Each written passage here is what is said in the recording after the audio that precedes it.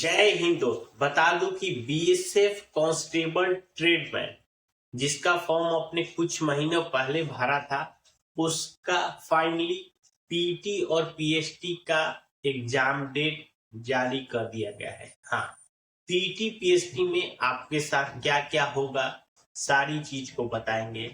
साथ के साथ कुछ लोगों को तो बहुत ही कम मौका मिला है समय आपको अपने तैयारी करने का, कुछ लोगों को तो ठीक ठाक मिल भी गया है।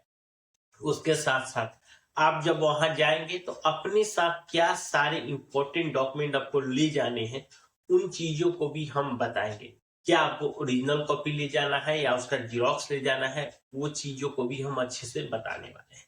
तो जो भी लोग हमारे चैनल पे पहली बार है, हमारे चैनल को जो सब्सक्राइब कर लीजिए। देखिए, जो बीएसएफ ट्रेडमैन जिसको आपको याद होगा, स्वीपर, टेलर, कोबलर, कुक, इस तरह से करके सारे ट्रेड्स का अभी जो वैकेंसी निकली थी, उसी का ये आपका पीटी का एग्जाम है। 26 दिसंबर से शुरू है और 20 मार्च तक ये आपका एग्जाम चलेगा। अब सोचिए कि जिसका 26 दिसंबर का एग्जाम होगा, उसके लिए मात्र 10 दिन बचे हुए हैं आपकी तैयारी करने के लिए। तो जो भी 10 दिन भी बचे हैं जिनके पास, मान लीजिए, और जिसके पास अगर 20 मार्च को होगा, उसके पास तो चलिए कम से कम 2 महीने का टाइम है, उसका अपना समय मिल जाएगा। लेकिन यही हो गया, किसी बच्चे को एकदम कम समय मिला, किसी को ज्यादा समय मिल गया। और ये सडनली एकदम से सब बात है कि बच्चे, एक और चीज है कि जब भी दौड़ का ये सब होता है, ये प्रैक्टिस तब लोग तैयार करते हैं जब उनके पास एडमिट कार्ड आ जाता है या कोई इंफॉर्मेशन आ जाता है। तो इन्होंने इतना कम समय दिया है, कुछ अगर देखा जाए जिसका 26 को है उसके लिए तो बहुत ही कम समय है। चलिए, जब वहां पे आ जाएंगे तो अब 2 चीज होगा। पहले ये एग्जाम होगा फिजिकल स्टैंडर्ड टेस्ट, जिसके अंदर आपकी हाइट मेजर की जाएगी। अगर मेल कैंडिडेट है तो 170 सेंटीमीटर, अगर उसी में मेल में भी अगर SC ST है तो 165 सेंटीमीटर। दूसरा, अगर फीमेल है तो 157 सेंटीमीटर, और फीमेल में SC ST है तो 152 सेंटीमीटर। ये आपसे हाइट किया जाएगा। दूसरा आता है, उसके बाद आपको चेस्ट मेजर किया जाएगा। चेस्ट केवल ये मेल कैंडिडेट में अप्लाई होता है। तो आपको 80 नॉर्मल कंडीशन में 5 सेंटीमीटर खुला, यानी 80 से 85 के बीच में आपका चेस्ट होना चाहिए। ये हो गया। यही 2 चीजें हैं, जब जो जैसे ही आप पीएचडी कर लेंगे तो क्वालिफाई हो जाएंगे तो अब आ जाएगा पीईटी। पीईटी में इसमें क्या चीज होता है, इसमें मात्र दौड़ किया जाता है। दौड़ देखिए, अगर मेल कैंडिडेट होगा तो उसके लिए 5 किलोमीटर 24 मिनट समय। अगर ये देखा जाए तो एसएससी जीडी का भी यही दौड़ होता है। तो जो लोग अगर एसएससी जीडी पहले अगर दिए होंगे या इसके लिए तैयारी किए होंगे तो उसके लिए ये आसान है। अगर आसान कह सकते हैं कि ये प्रैक्टिस वाली चीज है, ऐसा नहीं है कि ये करना संभव नहीं है। हाँ, इसके लिए आपको हैबिट होना चाहिए।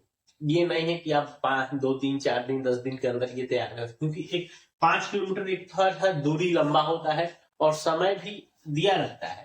तो ये प्रैक्टिस वाली चीज हो गई। दूसरा होता है लड़कियों का 1.6 किलोमीटर 8.5 मिनट में। ये लड़कियों के लिए भी है। तो लड़कियों के लिए भी ये आदमी आसान तो नहीं कर सकते हैं, लेकिन ये भी इनकी प्रैक्टिस की चीज है।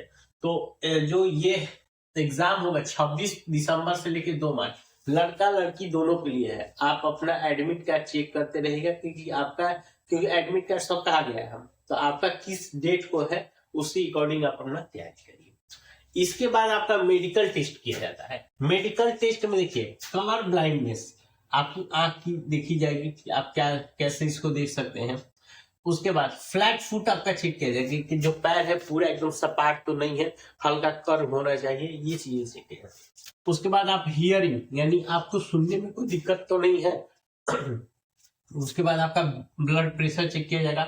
चेस्ट का एक्सरे किया जाता है, चेस्ट का एक्सरे होता है। उसके साथ साथ आपका टैटू जांच हो जाएगा। ऐसा तो नहीं है कि जो अकॉर्डिंग टू रूल है उससे कहीं ज्यादा आपकी बॉडी पर टैटूज है, ये सारी चीजों को भी चेक किया जाता है। ठीक है। अब बात करते हैं डॉक्यूमेंट्स का। मेन खेल यही क्या है कि आपको डॉक्यूमेंट क्या अपने साथ ले जाने हैं। पहले बार बताता हूँ क्या ले जाना है, उसके बाद कितनी कॉपी ले जाना है वो भी मैं बताता हूँ। सबसे पहला आपका पीटी का आपका और पीएचडी का एडमिट कार्ड जो अभी आया हुआ है, आप नेट से डाउनलोड करके इसको निकाल सकते हैं। दूसरा हो गया 10th का मार्कशीट। ये देखिए, मैं जितने चीजों को बोल रहा हूँ ये ध्यान रखिएगा कि जो चीज आप फॉर्म भरते समय आपने जो यूज किया है वही देना है। कोई मार्कशीट अपलोड कर देता है, कोई सर्टिफिकेट अपलोड कर देता है, तो नहीं, आपको 10th का पहले मार्कशीट लेना है। अगर कोई सर्टिफिकेट अपलोड किया, सर्टिफिकेट के साथ में ले लेना है। उसके बाद 10th 12th का मार्कशीट जो है। उसके बाद देखिए कास्ट सर्टिफिकेट SC ST के लिए, OBC वाले अपना OBC ले जाएंगे, EWS वाले अपना EWS। एक चीज ध्यान रखिएगा कि ऐसा नहीं कि मान लीजिए आपने फॉर्म भरते समय जो EWS या OBC हो या कास्ट हो, जो आपने उसमें अप्लाई किया है, जो उसमें नंबर मेंशन है, आप उसी को ले जाना है। ये मत करिएगा कि आपने फॉर्म में दूसरा मेंशन किया है और आप उसके बाद भी मान लीजिए कोई OBC या कोई EWS नया बनवा लिए हैं, आप पुराने वाले को छोड़ दिए घर पे। नहीं, आप जब फॉर्म भरे हैं, जो EWS, जो OBC, जो भी कास्ट है, जो आपने फॉर्म भरते समय मेंशन किया है, उसी को ले जाना। नहीं होगा तो अगर आप अपना चेक कर लीजिए कि भैया हम फॉर्म में कौन सा OBC डाले हैं, वही OBC आप अपना लेके जाइए।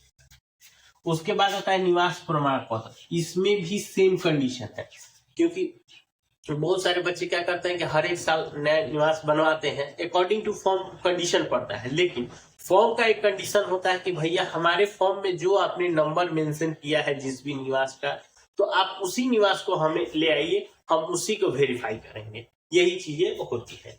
उसके साथ साथ आपका आधार, ये आपका प्रूफ के तौर पर हो जाएगा कि आप उसमें फोटो है, प्रॉपर आपका आधार होना चाहिए। उसके साथ साथ आप फोटो अपना ले लीजिएगा। ये सारे डॉक्यूमेंट्स का देखिए आप ध्यान रखिए, ओरिजिनल कॉपी, उसके साथ प्लस में 2 फोटो स्टेट ले लीजिएगा, 2 कॉपी विथ सेल्फ अटेस्टेड। आप अपना उसको जीरोक्स करा के उस पर खुद से साइन कर लीजिएगा। 2 कॉपी का जीरोक्स कॉपी आप ले लीजिएगा और एक अपना ओरिजिनल कॉपी। ये इतने कॉपी आपने साथ लेके जाइएगा, ठीक है। अगर इसके अलावा कोई और जानकारी चाहिए तो हमें नीचे कमेंट करके पूछ सकते हैं। मिलते हैं नए वीडियो में, तब तक के लिए।